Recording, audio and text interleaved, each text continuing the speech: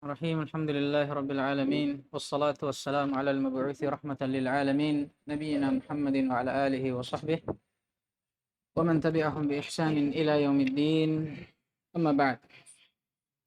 Baik. Kemarin kita sudah mengambil jenis atau pembagian yang kedua dari ahkam syar'iyyah, hukum-hukum syar'i. Ya, setelah sebelumnya kita mengambil jenis yang pertama yaitu al-ahkam at-taklifiyah. Ya, kemarin kita mengambil al-ahkam al-wad'iyah. Iya. Apa itu ahkam al-wad'iyah? Antum?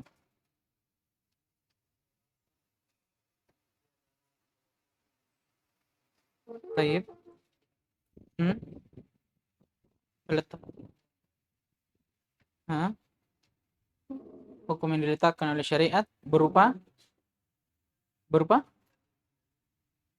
dalil, iya, atau tanda. Yang dengan tanda ini diketahui apa? Subutnya suatu amalan atau teranggapnya dia dan intifaknya. Tidak teranggapnya suatu amalan itu. Ya, jadi tanda ini yang kita gunakan untuk kita bisa mengetahui ibadah atau muamalah yang kita lakukan dia teranggap atau tidak dalam syariat. Baik. Dan di antara tanda tersebut kita sampingnya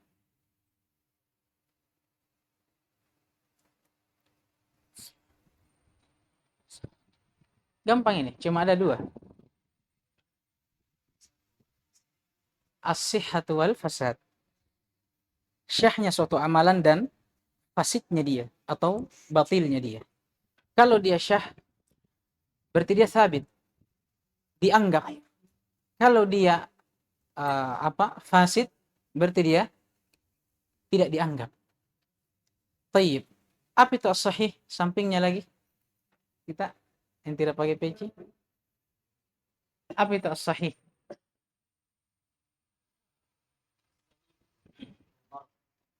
As-salimu minal marad. Sesuatu yang dikatakan sahih itu kalau dia terbebas dari penyakit, selamat dari penyakit. Dan oleh karena itu orang yang sehat dikatakan sahih. Begitu pula hadis yang sehat, tidak ada cacat di dalamnya dikatakan hadis yang sahih. Ini secara bahasa, kita secara istilah. Tayyib, ma tarattaba atau tarattabat atharu fi'lihi alaih. Apa maksudnya itu?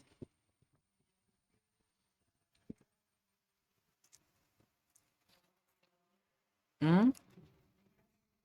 Sampingnya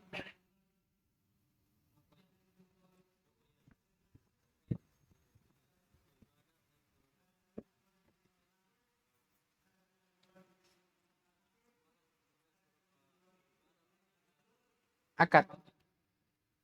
Tapi yang saya inginkan apa maksudnya ini? Tarattabat atharu fi'lihi alaih. Tapi yang kacamata, sahibun nadhara.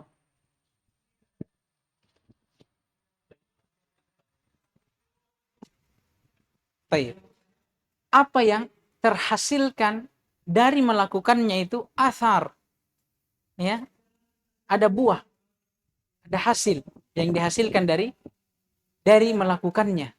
Baik dia bentuknya ibadah ataupun apa? Muamalah, akad, jual beli dan yang semisal dengannya. Nah, setelah ini baru beliau bawa karena kemarin ada yang kurang paham apa maksudnya fasahihu minal ibadat. Maksudnya beliau ini fasahihu minal ibadat wasahihu minal uqud. Ini contoh yang beliau bawa menjelaskan jumlah di atas tadi. Kalau jumlah di atas secara umum sesuatu amalan dikatakan syah itu kalau ada apanya? Asarnya, ada buah, hasil, ya, akibat dari melakukannya. Bagaimana bentuk hasilnya itu? Apa buahnya? Beliau jelaskan di bawahnya. Kalau ibadah, ya, dia dikatakan memiliki athar, dia dikatakan sahih. Apa asarnya? Apa tandanya? Dua. Kata beliau, ma bari'at bihi dhimmah wa saqata bihi talab. Kalau seorang melakukan suatu ibadah dan ibadahnya syah, berarti dua tandanya. Yang pertama, lepas atasnya kewajiban. dari ibadah tersebut. Yang kedua, jatuh atasnya perintah. Maksudnya tidak diperintah dia lagi untuk melakukan kedua kalinya. Contoh yang beliau bawakan, seorang yang sholat pada waktunya, ya kan, memenuhi syarat-syarat, rukun-rukun dan wajib-wajib sholatnya. Kalau dia lakukan syah, misalnya sholat duhur, dia sholat duhur tepat pada waktunya.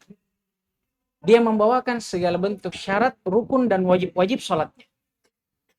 Sholatnya syah atau tidak? Syah, ya kan? Karena kaidah sesuatu itu tidak dikatakan syah kecuali terpenuhi syaratnya dan terhindar dari segala penghalang. Nah, sekarang dia sholat, dia memenuhi segala syarat-syarat sholatnya, rukunnya, wajibnya, dan dia sholat tepat waktu. Ya, berarti terhindar dari penghalang. Karena penghalang sholat apa? Tidak masuknya waktu atau setelah keluarnya. Nah, sekarang terbebas dari penghalang, terpenuhi syarat-syaratnya. Syah atau tidak ibadahnya? Syah. Kalau syah, apa dalilnya? Apa samarohnya? Apa buahnya ibadah itu dikatakan syah?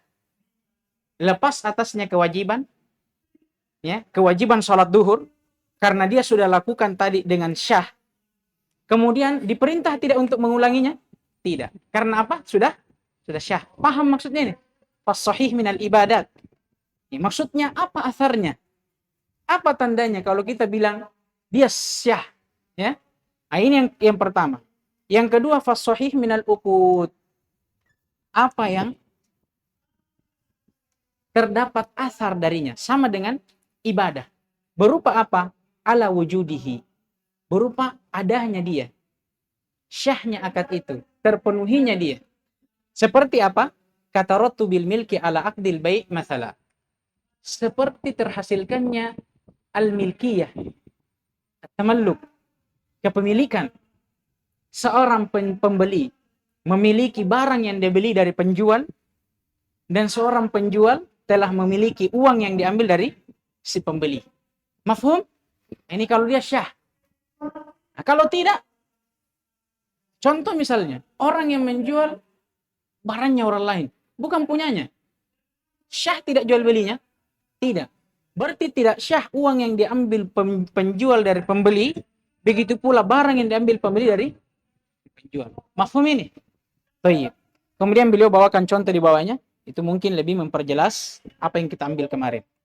Baik, mungkin kita agak cepat masuk hari ini supaya kalau kita bisa lewati al-ilm, alhamdulillah. Baik, anil qari.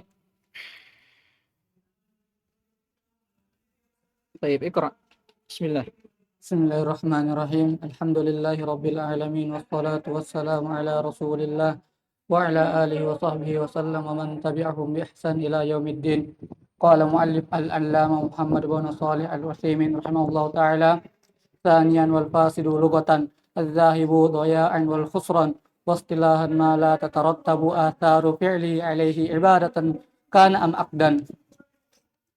Baik.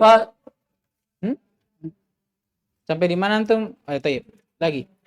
Baca lagi. Fal fasidu minal ibadati ma la tabara'u bihi azimmatu wa la yasqutu bihi talabu kasolati qabala waqtiha.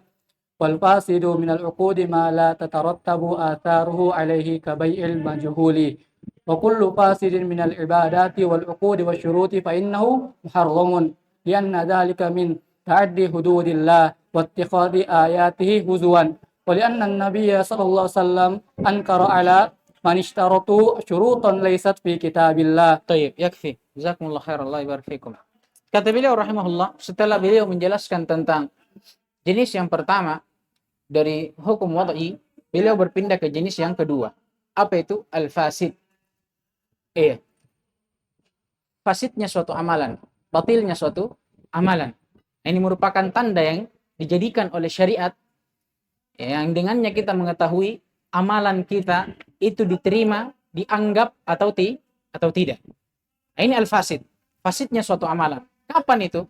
Sebelum beliau menjelaskannya, beliau membawakan definisinya.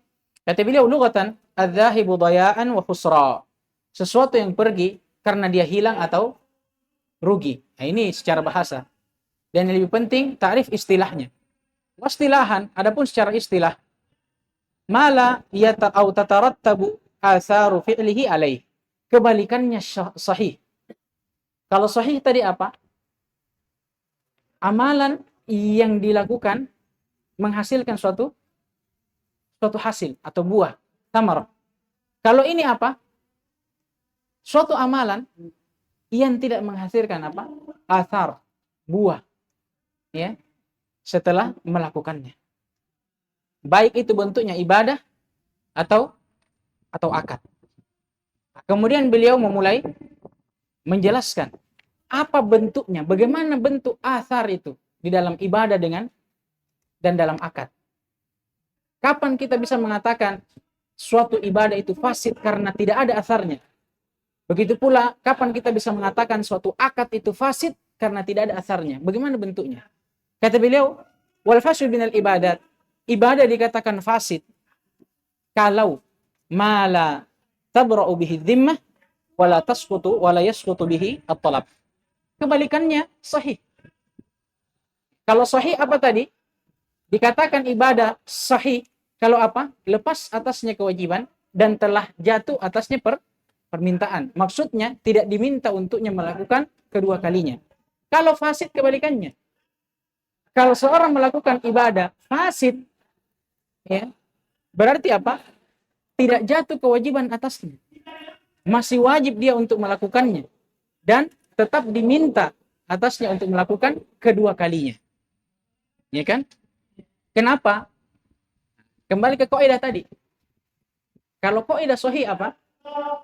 Ibadah atau muamalah harus mengumpulkan dua syarat. Terpenuhinya syarat dan hilangnya mawani atau penghalang. Nah, berarti kalau ibadah fasid itu dikarenakan apa? Tidak terpenuhi syaratnya. Dan apa? Terdapat penghalang. Nah, orang yang melakukan ibadah seperti ini tidak terpenuhi syarat ibadahnya dan dia melakukan ibadah tapi ada penghalangnya. Contoh, orang yang sholat tapi tidak berwudu. Orang yang sholat tapi tidak berwudu. Iya kan? Ini dia sholat, dia ibadah karena apa? Apa maksudnya? Dia ibadah tapi dengan tidak terpenuhi syaratnya. Atau dia sholat asar di waktu duhur. Belum masuk waktunya. Nah, ini dia melakukan ibadah tapi apa? Ada penghalangnya. Nah, orang yang seperti ini syah tidak amalannya? Tidak. Berarti masuk di jenis yang kedua. Amalnya fasid. Apa asarnya? Dua ini. Yang pertama, tidak jatuh atasnya kewajiban. Tetap dia harus sholat asar. Ya. Yang kedua apa? Tetap dia diminta. Tidak jatuh atasnya at-talab. Tetap dia dituntut untuk melakukan sholat asarnya yang kedua kalinya. Walaupun dia sudah sholat asar di waktu duhur. Kenapa? Karena fasid. Dia sholat asar di waktu duhur. Dan dia sholat tanpa wudu. Paham ini? Nah, ini bentuknya fasid. Asarnya ini. Paham ini? Baik. Nah, ini kalau ibadah. Kata beliau, kas-salati qabla waktiha. Nah, ini contohnya. Seperti orang yang sholat sebelum waktunya. Sholat asar waktu duhur. Syah sholatnya? Tidak. Ya. Karenanya apa? Tidak jatuh atasnya kewajiban dan tidak jatuh atasnya apa? Tolak, permintaan, tuntutan. Masih wajib untuknya melakukan sholatnya yang kedua kalinya. Paham ini? Ini kalau ibadah. Kalau akad bagaimana? Kata beliau, wal fasidu minal uqud ma la tatarattabu atharuhu alaihi. Sama. Ya kan? Apa yang tidak terhasilkan athar, hasil, buah darinya. Seperti apa? Kabai al-majhul. Seperti menjual sesuatu yang majhul, tidak diketahui. Beli kucing dalam karung. Syah jual belinya atau tidak? Tidak syah. Apa asarnya? Tidak ada. Berarti perpindahan tangan al-milkiyah dengan seorang pembeli mengambil barang dari penjual dan penjual yang mengambil uang dari pembeli, syah atau tidak? Tidak. Kenapa? Karena fasid. Paham ini? Paham tidak? Kalau ada yang tidak paham, angkat tangan saja. Kita lanjut. Lanjut ini. Paham itu? Baik. Dan perlu dipahami tadi ya, kaidahnya. Kalau di kaidah sahih, amalan dikatakan syah kalau terpenuhi dua hal. Terpenuhi syaratnya, dan apa yang kedua? Hilang mawani'nya, penghalang-penghalangnya. Berarti kalau fasid, amalan dikatakan fasid, kebalikannya. Kapan amalan itu dikatakan fasid? Kalau tidak terpenuhi syaratnya dan terdapat apa? Dapat mawani. Mawani, penghalang, pembatal dari ibadahnya. Baik, kata beliau, wa kullu fasidin minal ibadati wal uqudi wasyuruti fa innahu muharram. Perlu diketahui bahwa setiap yang fasid dari ibadah atau akad, muamalah ataupun syurut, syarat-syarat, maka sesungguhnya hal tersebut muharram, haram, tidak boleh dilakukan. Ya kan? Kenapa? Beliau bawakan alasannya. Yang pertama, li'anna dzalika min ta'addi hududillah. Karena itu bentuk pelanggaran, pelampauan batas terhadap batasan-batasan Allah Subhanahu wa taala. Wattikhadi ayatihi huzwa, dan bentuk seseorang mengambil ayat-ayat Allah huzwa sebagai bahan olok-olokan, bahan bercandaan, wal iyadu billah. Ini termasuk istihza kepada Allah. Ya, perolok-olokan kepada Allah. Disebutkan alasannya oleh para ulama. Dari sisi mana orang yang melakukan ibadah yang fasid sengaja untuk melakukannya, itu termasuk istihza. Dari sisi mana? Kata para ulama, dari sisi dia melakukan pendekatan kepada Allah, taqarrub ilallah. Tapi dengan apa? Dengan suatu amalan yang dia sudah tahu amalan ini tidak akan diterima oleh Allah. Istihza ya akhi. Kita sudah tahu amalan ini tidak bakal diterima oleh Allah. Tapi tetap kita lakukan dengan niat apa? Taqarrub ilallah. Istihza. Ya, mafhum? Ini alasannya. Maka haram, tidak boleh dilakukan sesuatu yang fasid ini.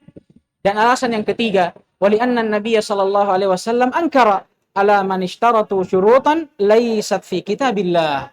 Dan Nabi sallallahu alaihi wasallam juga telah mengingkari siapapun, man isim mausul, umum, siapapun mereka yang mempersyaratkan suatu syarat yang tidak didapatkan atau tidak dipersyaratkan oleh Allah Subhanahu wa taala dalam kitabnya. Baik. Iqra. Insyaallah kita bisa masuk di pembahasan berikutnya. Baik, Iqra. Wal fasidu wal batilu bima'na wahidin illa fi mawdi'aini. Al-awwalu fil ihrami farraqu bainahuma bi anna al-fasida ma watiya fihi al-muharramu qabla tahallulil awwali. Muhrim, afwan. Ma wati'a fihi al-muhrimu. Ma watiya fihi al-muhrimu qabla tahallulil awwali wal batilu martadda fihi 'anil Islam. الثاني في النكاح فرقوا بينهما بأن الفاسد ما اختلف العلماء في فساده كالنكاح بلا ولي والباطل ما أجمعوا على بطلانه كالنكاح المعتدات. Tayyib. Jazakumullah khairan. Kemudian kata beliau, ini faedah saja. Beliau ingin menjelaskan bahwa terkadang al-fasid itu juga dinamakan dengan apa? Al-batil. Ya. Dan keduanya itu sama maknanya. Makanya kata beliau, wal fasidu wal batilu bimaknan wahid. Perlu diketahui, al fasid terkadang dinamakan dengan al batil. Hanya saja keduanya ini kata beliau bimaknan wahid. Maknanya sama. Maknanya sama. Kecuali illa fi mawdi'ain. Kecuali di dua tempat. Di dua tempat ini para ulama membedakan antara batil dan fasid. Kata beliau, al-awwal, tempat yang pertama, fil ihram. Di dalam hukum ihram. Beliau, para ulama membedakan ihram yang batil dan ihram yang fasid.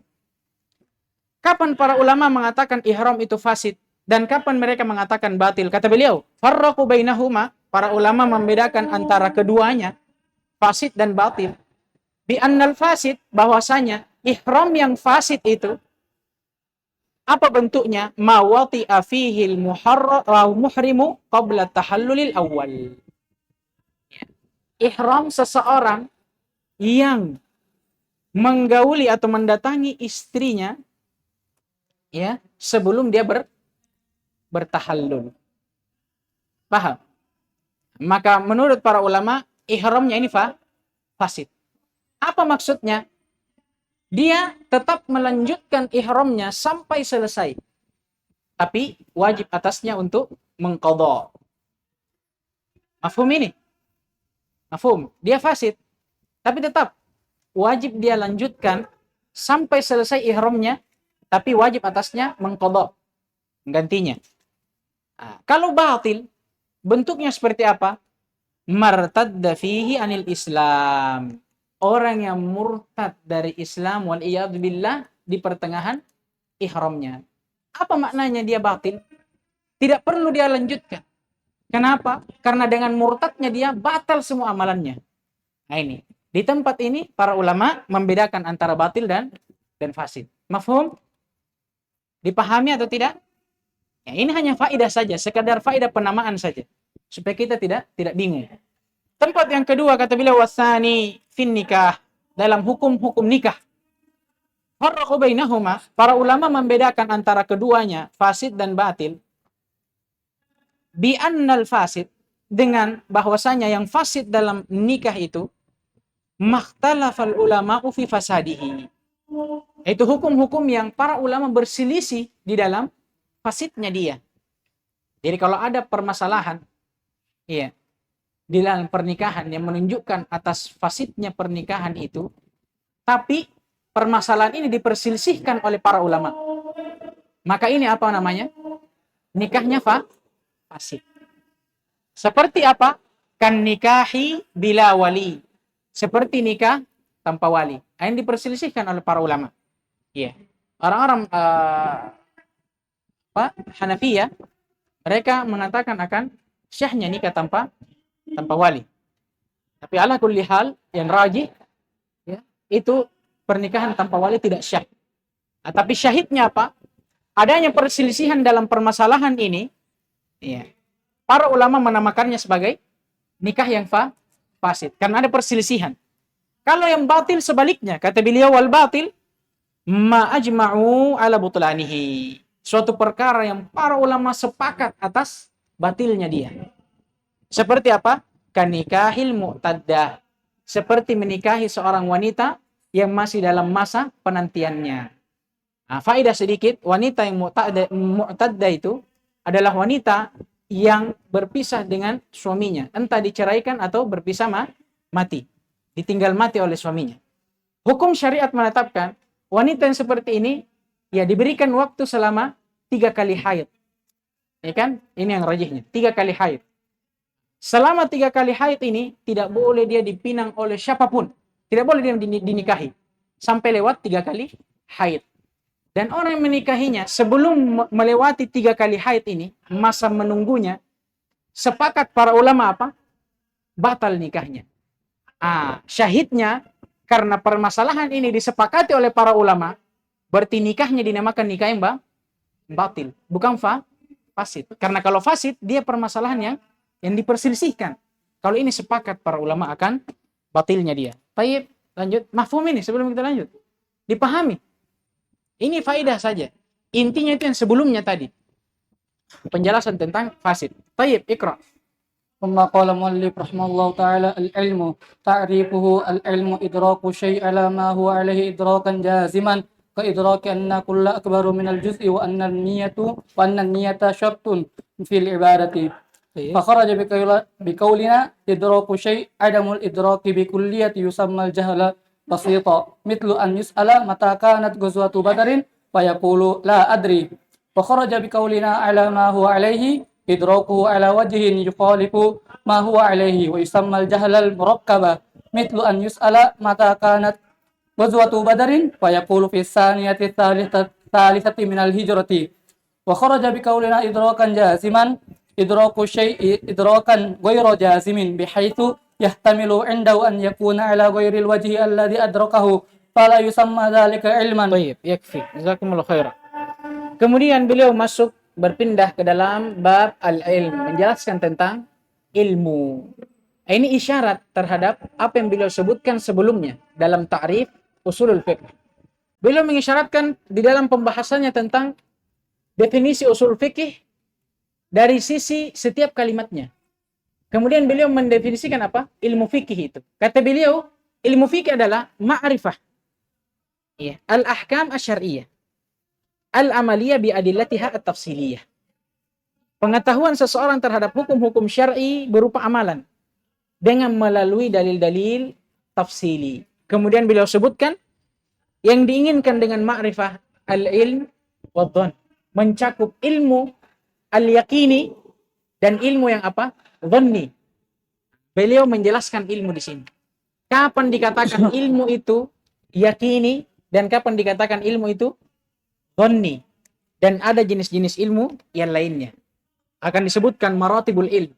Pengetahuan itu ada martabahnya, derajatnya. Kan? Di antaranya ada apa? Dhann. Sangkaan kuat. Ada syak. 50-50. Ya, bahasa Cinanya. Setengah-setengah. Kemudian ada nanti namanya, apalagi namanya? Ada waham. Ya kan? Dan seterusnya. Kata beliau al-ilm. Ilmu. Ta'rifu. Pengertiannya. Al-ilmu idraku syai'i ala ma huwa alaihi idrakan jazima. Masya Allah. Kata beliau, ilmu itu, kapan dikatakan seorang berilmu? Definisi ilmu itu sendiri apa? Idrakus syai'. Pengetahuan terhadap sesuatu. Ala ma huwa alaihi. Di atas apa yang dia berada di atasnya. Bahasa ringkasnya apa? Di atas hakikatnya. Jadi ilmu itu adalah pengetahuan terhadap sesuatu di atas hakikatnya. Idrakan jazimah. Dengan pengetahuan yang jazim. Apa maksudnya jazim? La syakka fi. Atau la raiba fi. Tidak ada keraguan di dalamnya. Ini kita tahu secara pasti. Ya kan? Ini ilmu. Dan inilah ilmu yang disebut dengan al-ilm al-yaqini. Ilmu pengetahuan yang dibarengi dengan keyakinan. Nah ini. Jadi kapan seseorang dikatakan berilmu? Kalau dia sudah mengetahui sesuatu sesuai dengan hakikatnya, dengan pengetahuan yang jazim, pasti. Tidak ada keraguan, 100%. Mafhum ini? Ini al-ilm. Seperti apa beliau contohkan? Kaidraki annal kulla akbar minal juz'. Seperti pengetahuan seseorang bahwa sesuatu itu secara keseluruhan itu lebih banyak daripada separuhnya. Ini ada keperselisihan di sini. Ada yang menyelisih ini? Ada yang bilang setengah lebih banyak daripada seluruhnya? Berarti ganjil dia. Baik. Ini contoh yang pertama. Contoh yang kedua, wa anna niyata syartun fil ibadah.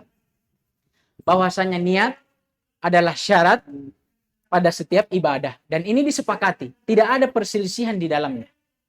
Semua sepakat bahwa ibadah itu syah kalau ada niatnya. Karena niat adalah syarat daripada ibadah.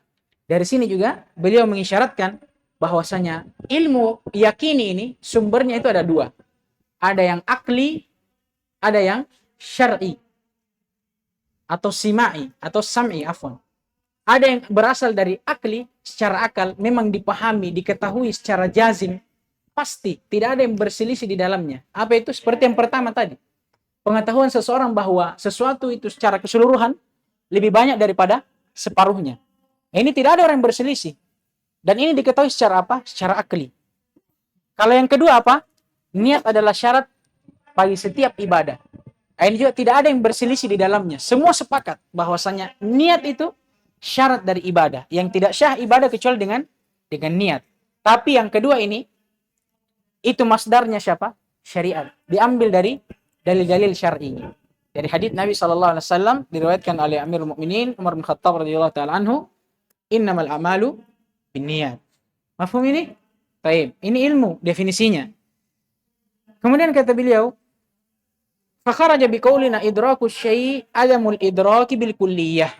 Maka keluar dari ucapan kami, idrakus syai', pengetahuan terhadap sesuatu, apa yang keluar?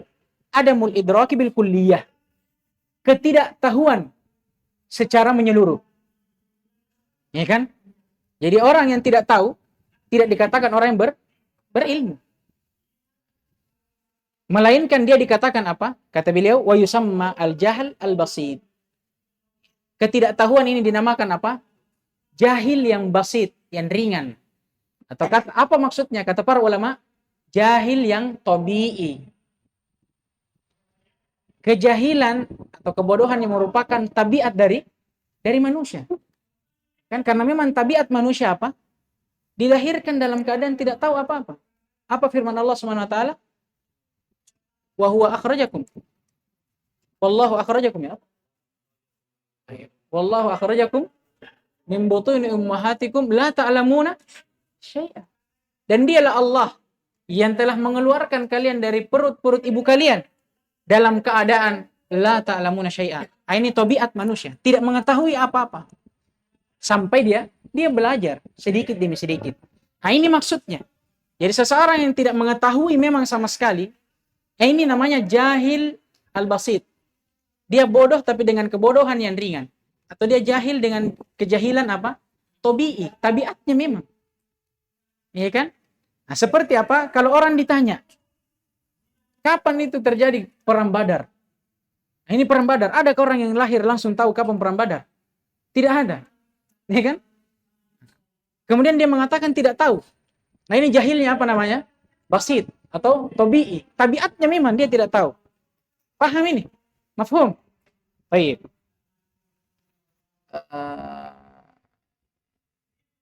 Baik. Ini yang pertama. Kemudian kata beliau, wa kharaja biqaulina ala ma huwa alaih, keluar dari ucapan kami, ala ma huwa alaih, pengetahuan yang sesuai dengan hakikatnya, idrakuhu ala wajhin yukhalifu ma huwa alaih. Keluar darinya apa? Pengetahuan yang tidak di atas hakikatnya, malah menyelisihi hakikatnya. Jadi ala wajhin yukhalifu ma huwa alaih, itu artinya apa? Di atas bentuk yang menyelisihi hakikatnya. Nah ini lebih parah dari yang pertama. Kalau yang pertama memang dia tidak tahu, ya, dan dia tahu kalau dia tidak tahu, makanya dia tidak jawab, ya kan? Dia mengatakan tidak tahu. Kalau yang kedua ini sok tahu, ya kan? Sok tahu yang kedua ini. Dia sudah tahu dirinya tidak tahu, tapi dia jawab dengan jawaban yang tidak sesuai dengan hakikatnya. Nah, ini yang kedua. Yang seperti ini kata beliau, wa yusamma al-jahal murakkab. Bodohnya ini murakkab, pangkat 2. Ya, kuadrat. Dijelaskan oleh para ulama. Dari sisi mana bodohnya ini? Kenapa sampai murakkab kasihan? Ya kan? Dikatakan oleh para ulama dari 2 sisi. Yang pertama, min jihati nafsihi. Fa innahu jahilun lihalihi. Dari sisi kejahilannya terhadap dirinya. Ya tak? Dia tidak tahu kalau dia bodoh. Nah, ini yang pertama. Yang kedua, jahilun bil hukum. Dia juga tidak tahu hukumnya. Tapi dia jawab. Jadi dia jahilnya dari 2 sisi. Pertama, dia tidak tahu hukumnya. Ya tak? Nah, kemudian yang kedua, dia tidak tahu kalau dia tidak tahu. Paham ini maksudnya? Jadi pertama dia tidak tahu hukumnya. Ya kan? Yang kedua, dia juga tidak sadar kalau ternyata dia tidak tahu hukumnya, tapi tetap dia jawab. Ini bodohnya 2 kali. Paham ini? Ini kalau katanya guru kita ini S2. Sotas sekali. Ya? Nah ini, paham ini? Ini bentuk yang kedua. Seperti apa?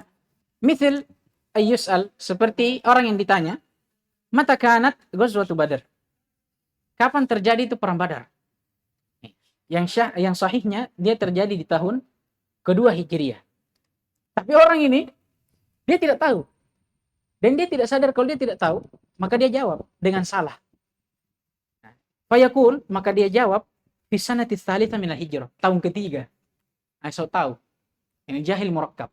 Paham ini? Baik. Kemudian kata beliau rahimahullahu taala, wa kharaja biqaulina idrakan jazima. Keluar dari ucapan kami idrakan jazima, pengetahuan yang pasti. Apa itu? Idraku syai'i idrakan ghairu jazim. Pengetahuan terhadap sesuatu tapi dengan pengetahuan yang tidak pasti. Apa maksudnya? Dijelaskan oleh beliau. Bihaitsu yahtamilu indahu ayyakuna ala ghairil wajhi alladhi adrakahu. Dari sisi mana? Dari sisi pengetahuan yang dia ketahui ini, atau sesuatu yang dia ketahui, itu ada ihtimal, kemungkinan. Kemungkinan.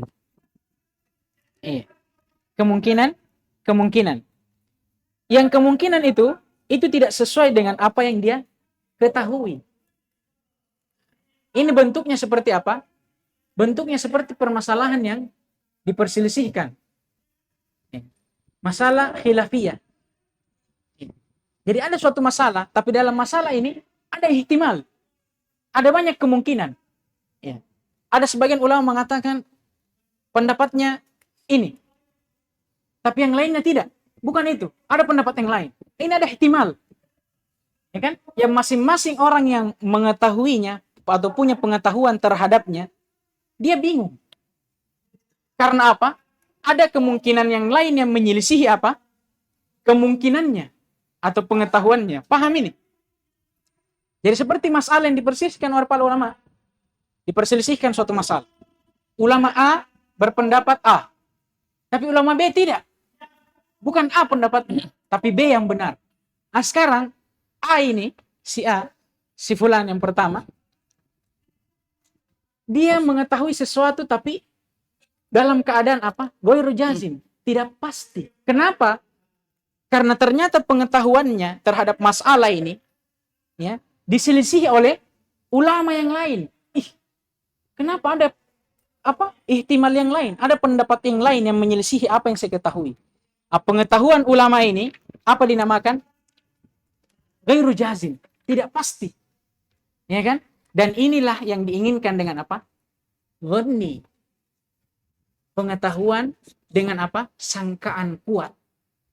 Kalau persentasinya itu mungkin 51 sampai 99%. Iya. Tidak 100%. Kenapa? Karena ada yang menyelisihinya. Ada ihtimal lain, pendapat lain, kemungkinan lain yang menyelisihi pendapatnya. Paham ini? Paham atau tidak? Mafhum atau tidak? Baik, kita ulangi. Masih ada waktu. Nah, jadi kata beliau tadi apa? Pembahasan tentang ilmu. Ilmu itu dikatakan ilmu, atau seseorang dikatakan berilmu, kalau dia mengetahui sesuatu di atas hakikatnya. Kemudian dia mengetahui sesuatu itu dengan pengetahuan yang jazim, pasti. Maksudnya apa? Pengetahuan yang pasti itu, pengetahuan yang tidak ada seorang pun yang menyelisihinya. Ini pasti. 100% dia yakini. Keluar darinya apa? Pengetahuan yang tidak pasti. Apa itu? Pengetahuan yang dibangun di atas apa? Ihtimal, kemungkinan. Tapi ihtimal yang apa? Yang kuat. Itu yang beliau jelaskan. Kita ambil contoh permasalahan yang diperselisihkan misalnya di kalangan para ulama. Misalnya ulama A, fulan berpendapat pada suatu masalah dia keluarkan fatwa A misalnya. Tapi ternyata fatwa pengetahuan beliau ini terhadap masalah ini tidak jazim, tidak secara pasti dan tidak secara yakin. Kenapa? Karena ada ihtimal yang lain, kemungkinan yang lain. Ada ulama lain yang berpendapat yang lain, yang menyelisihi pendapatnya. Adanya ihtimal, kemungkinan ini menjadikan pendapat ulama yang pertama tadi apa? Pasti atau tidak? Tidak. Tidak yakin dia. Hanya ada sangkaan kuatnya. Pendapat atau pengetahuan yang dibangun di atas sangkaan kuat inilah yang dinamakan apa? Idrakus syai' ghairu jazim. Pahamin atau tidak? Alhamdulillah. Insyaallah dengan semakin kita belajar dan belajar, di kitab selanjutnya akan lebih terang. Ya kan? Baik. Maka kata beliau, fala yusamma dzalika ilma. Maka hal yang seperti ini, pengetahuan seseorang terhadap sesuatu tapi tidak secara pasti dan tidak secara yakini, melainkan dia mengetahuinya tapi dengan sangkaan yang kuat. Walaupun di sana ada pendapat yang lain, ada ihtimal, kemungkinan yang lain, tapi dia berpendapat dengan pengetahuannya ini dengan sangkaan kuatnya. Pengetahuan dia ini dengan sangkaan kuatnya tidak disebut dengan ilmu, melainkan disebut dengan apa? Adzan, sangkaan. Tapi adzannur rajih, sangkaan yang kuat. Mafhum ini? Baik. Naktafi bihadzal qadar. Subhanakallahumma wa bihamdik, asyhadu an la ilaha illa anta astaghfiruka wa atubu ilaik. Faddalu hafizakumullah.